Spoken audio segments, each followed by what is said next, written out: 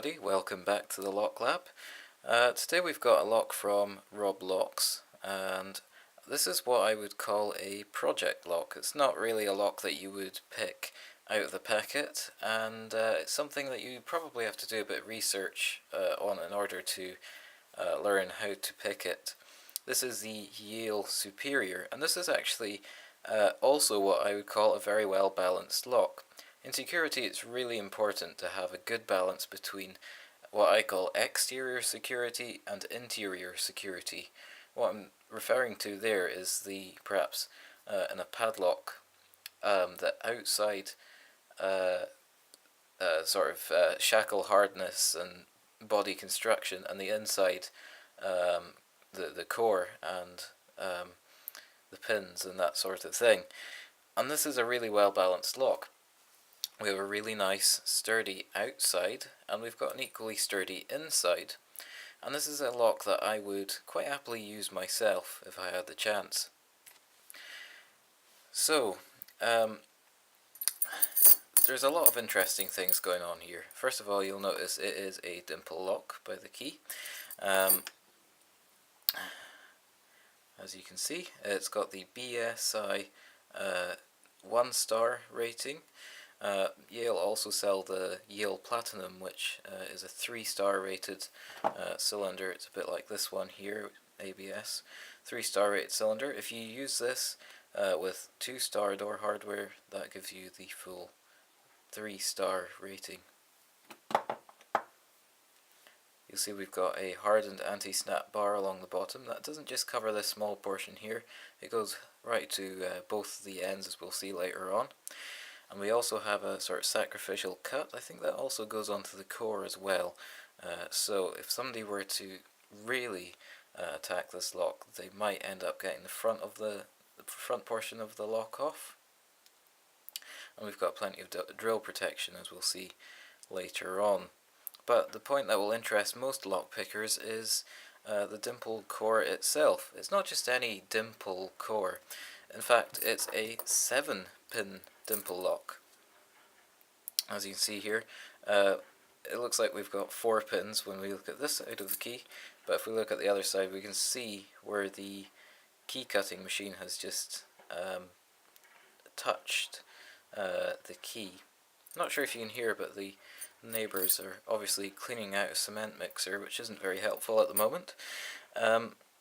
So if we count these little indents in the key, we've got 1, 2, 3, 4, 5, 6, 7 indents in the key. This is a 7-pin dimple lock. The pins are slightly staggered, as you'll tell from the cuts. And although when we look down the core, or down the keyway, we'll see that all the pins are in a row, but actually the pins aren't all in a straight line. They're not all in vertically drilled chambers like in most locks. The chambers in these locks are drilled at angles. So chamber number 1 is drilled like this, chamber number 2 like this, 3 like that, 4, 5, 6, 7, and it forms a sort of V8 style with the angles here, and we've got all the pins line up in a straight line at the top. We'll maybe see this later on. But it's very interesting, and it makes it a little bit more difficult to pick, because you've usually got to pick from both sides. So for example, we pick from this side first, pick all those pins, and then we come in from here and pick the other side. Only sometimes we need to do that. I'm not sure if I will need to do that today, but that's something we'll discover as we go on. As well as all those dimple craziness, we've got also 4 sliders. We can see this by the snake groove here. We'll also be taking a look at how these sliders work. I'm not sure if you can see.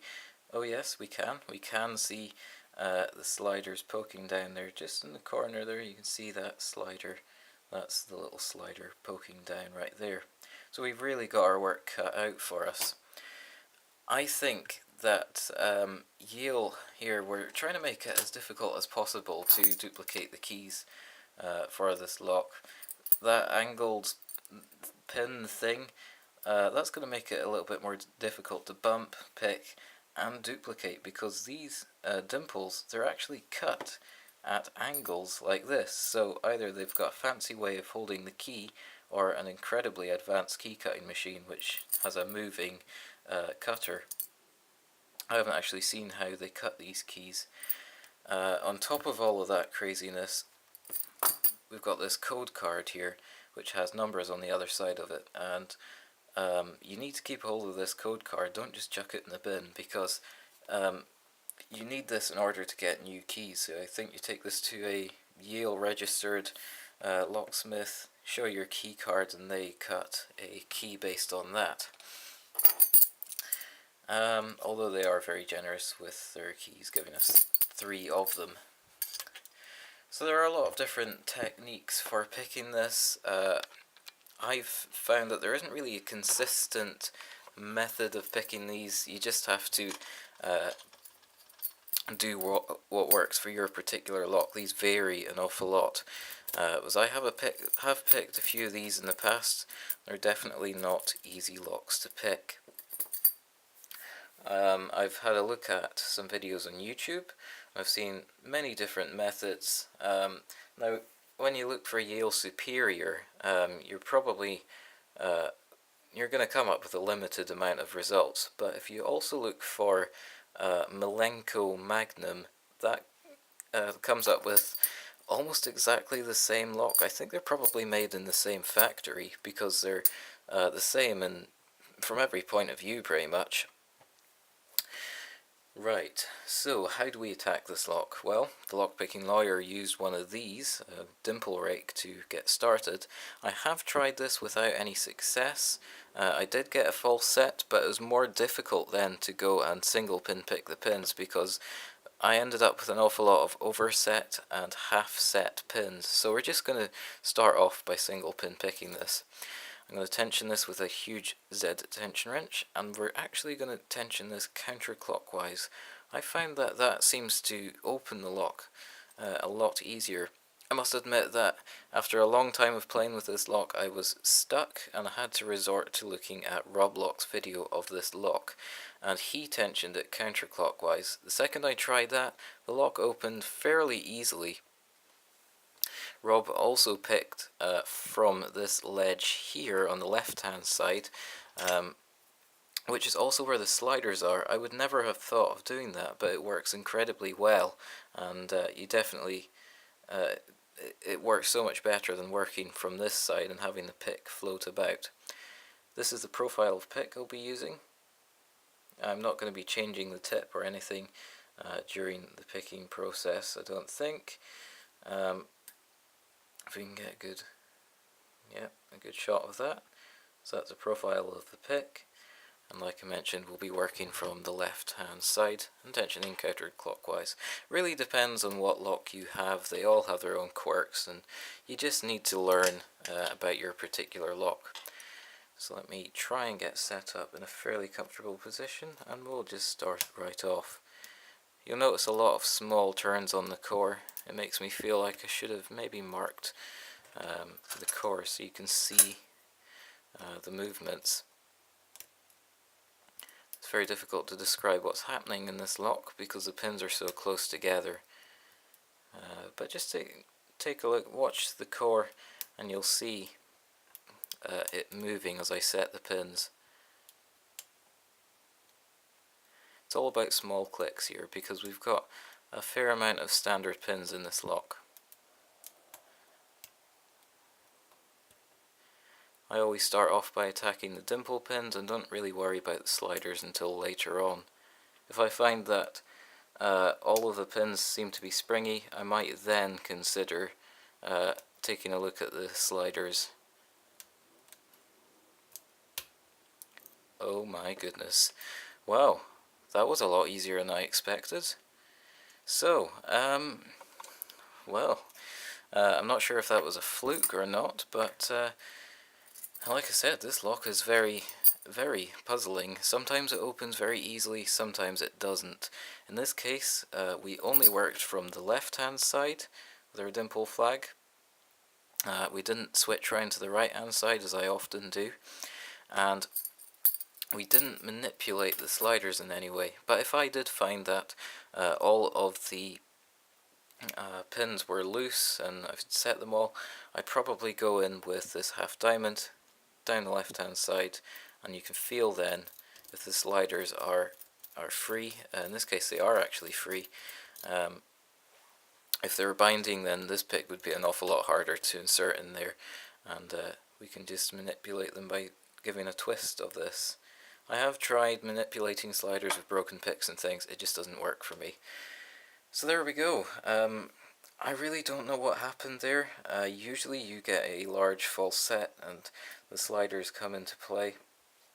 Perhaps in this case, because I was working from the left hand side, maybe the shaft of my pick, which is fairly bulky, might have manipulated the sliders without me realizing it.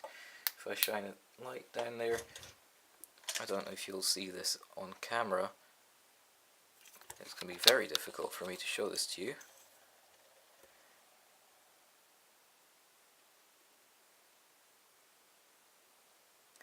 But what we're looking for are some changes in the sliders. The first two look like they're the same, but I think they're...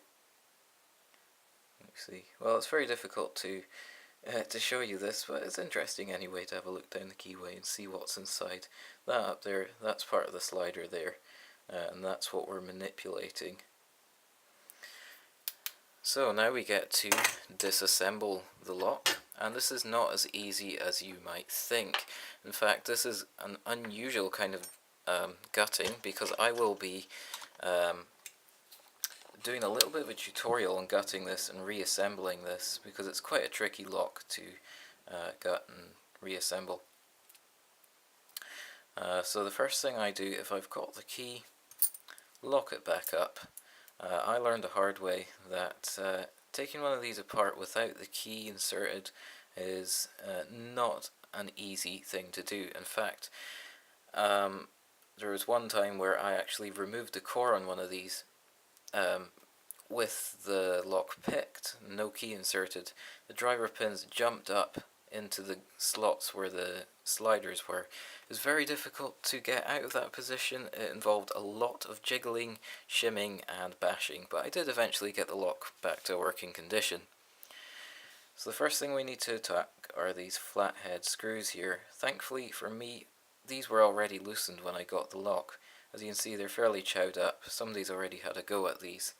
My best tip for attacking these is to use one of these large handled screwdrivers like this. You can get a lot of torque on this and put a flathead insert on this. You can really get a lot of torque on this. Do whatever you need to do, clamp the lock firmly and the screwdriver firmly, even if it involves clamping it between your knees and a lot of groaning. Whatever you do, make sure this screwdriver does not skip out of that screw, because if you do that, it's going to mangle the screw and you'll never get the lock apart. My opinion is that Yale really did not want anybody taking their lock apart. I really wish they'd put hex screws in there instead. Be a lot more easy to disassemble. So once we've removed that screw, we also have a clip here to disassemble. This is not as easy a thing as you might think. I found that sometimes there's a wider gap on one side than there is on the other. I think it's on this side.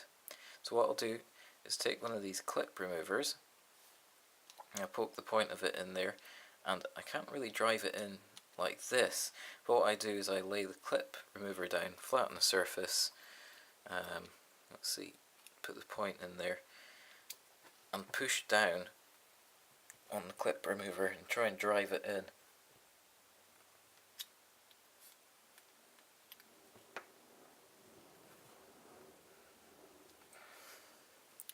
That doesn't seem to be having much effect. I'm going to try from the other side. Just don't drive the clip remover into your hand. I'm going to take this off frame to a harder surface. Okay, seems like my advice there was absolute rubbish.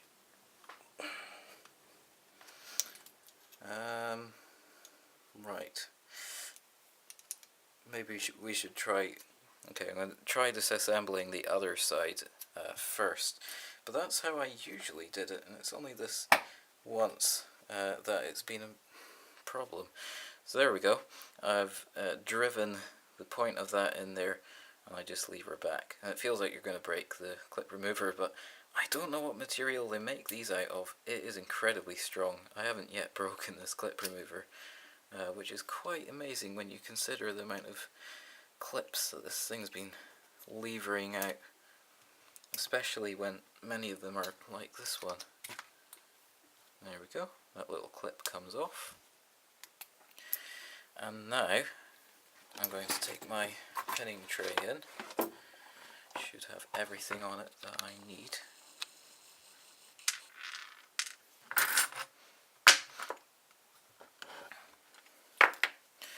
Now the lock comes apart. We can just pull the half. Okay, I forgot about that. I've took the clip off the opposite side to the one which I removed the screw from. That's okay.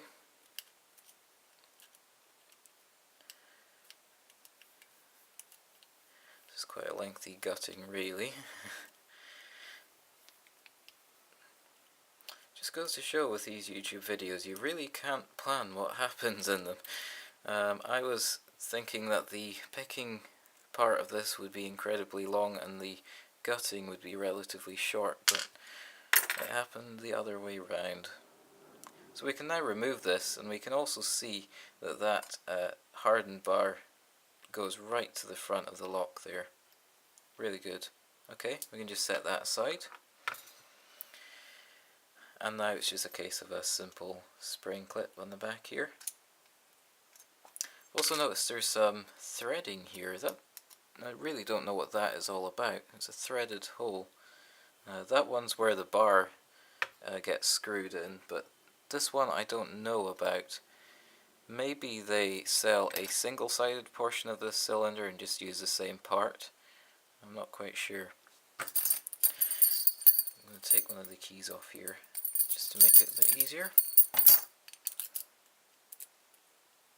And we'll turn that like so. And hopefully gut this. I'm going to put my hand to the underside here where there's a sidebar that's spring loaded. Just be careful. Okay. Got my core holder handy. So here you can really see where that angled pin thing comes into play. If I were to remove the key at this point, which should be fairly disastrous. Okay, we've lost something, we've lost a slider. Poke that back into place and I'll show you, hopefully.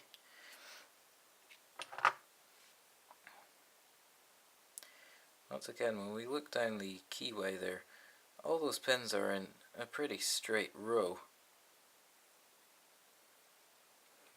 which shows you that the pins are in angled chambers.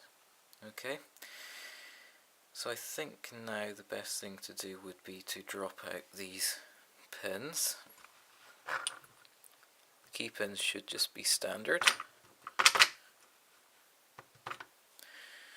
Drop out the pins, he says. Okay, the sliders are coming out no problem, but the pins are a bit stubborn.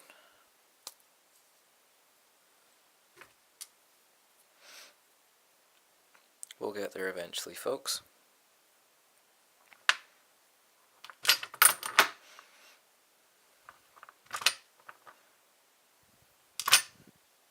Just as well, this pinning tray has got so many slots in it.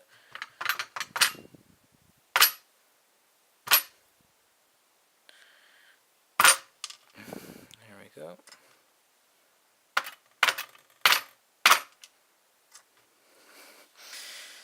Okay. We've also got some drill protection here. If we can, I wonder if we can remove that.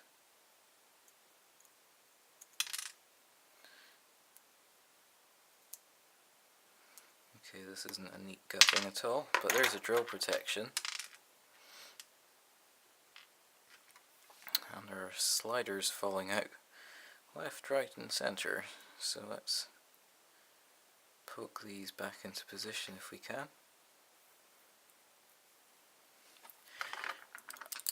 And I hope to show you how the sliders work.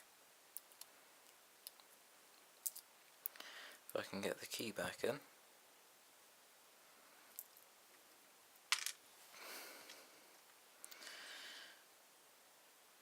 I do apologise about this, guys. It's really a lot more lengthy than I had intended.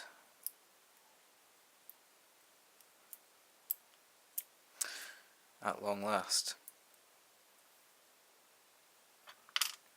Except that I've put that slider in upside down. Where did it go? It just amazes me, the people who design these things, really, who thought of this? I tell you who thought of it, some person in China or Israel. Right, so at long last we have it all the parts in the right place anyway. So there are the sliders. If we turn this around, there's our sidebar. The sidebar goes into a groove at the top of the core. You can just about see the groove there. So when the key is removed, the sidebar doesn't drop down, but when the key is inserted, the sidebar is unable to go in. The sidebar is under spring tension. There are minuscule little springs down here.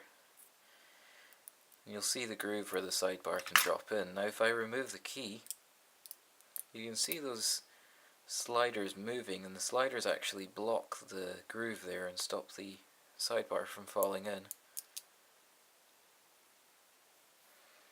There we go. And if we take a look at one of these sliders, that's what they look like. We can see there's a groove cut in it for the sidebar to drop in, and that little nub there, that's sticking down there,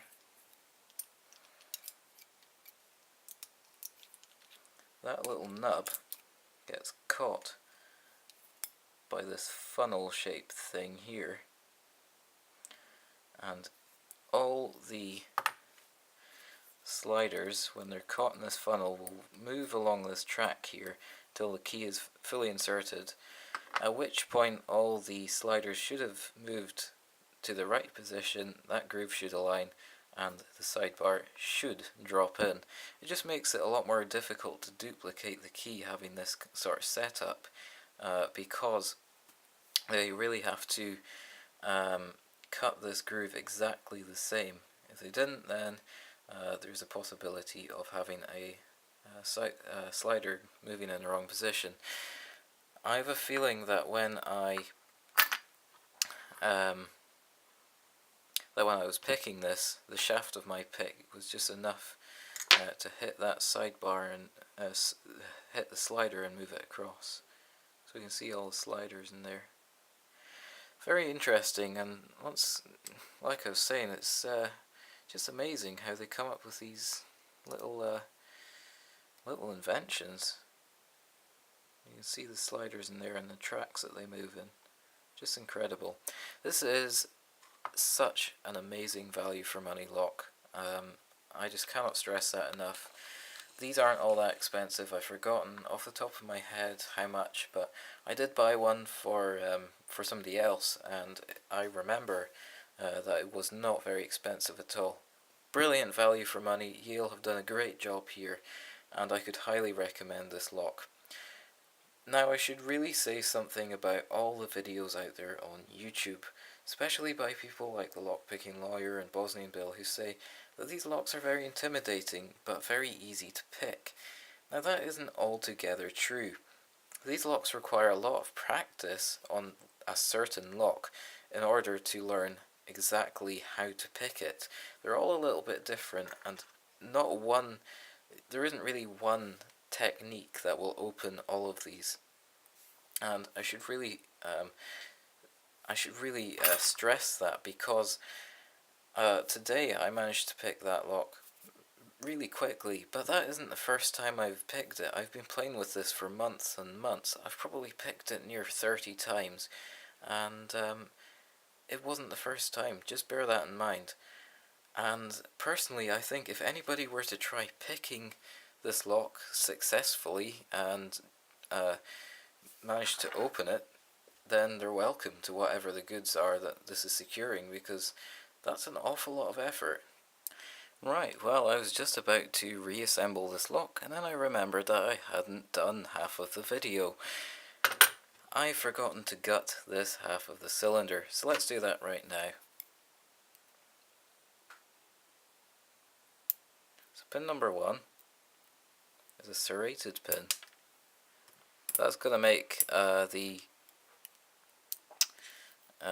bumping of this lock a very difficult task. The rest of the pins are standard pins, apart from one at the very back.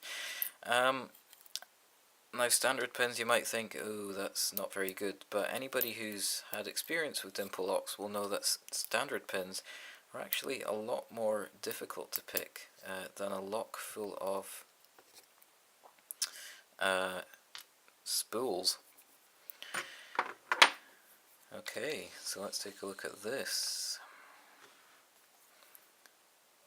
Pin number 1 is a large serrated pin, and pin number 7, not used to such a big number, is this nice little, this is a T-pin. I think it's a slightly mushroomed pin. Wow, quite incredible. Okay, so I'll cut the video here, and then I'll move on to the rest of the reassembling process, and I'll give you some tips there. Okay, so now we're going to reassemble the cylinder. We've rebuilt the core, so we're just going to slot this on here. Make sure our cam is lined up. That should just pop on there.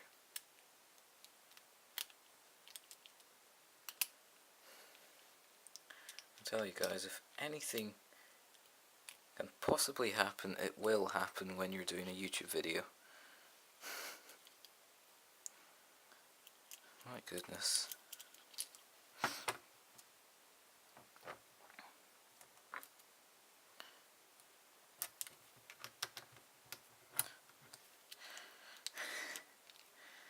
So, like I was saying, you just slide the core back on there, and hopefully you get more luck when you do that than I did. Now we're going to press this clip back in here, and I found that using the handle of a pick, this is a broken pick, we're going to push down on that like this.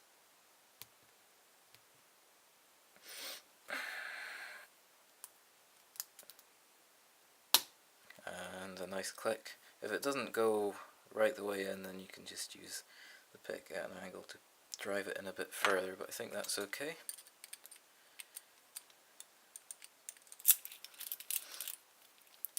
Now, a common problem with these is that after people have taken them apart, when you put the key in, the cam is really stiff, and that's because there's no really space between these two halves, and I think that's why they do the screws up so tight, is to stop the two halves from moving closer together and jamming the cam.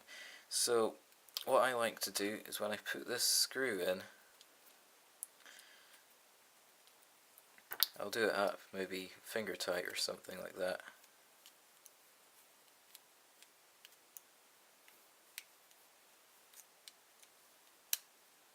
Okay, and I pull the two halves apart like this when I tighten the screw up the final half. The cam's nice and loose then, and the lock operates perfectly, nice and smoothly. That's it, all back together. I just thought I'd give you some little tips there on reassembling these.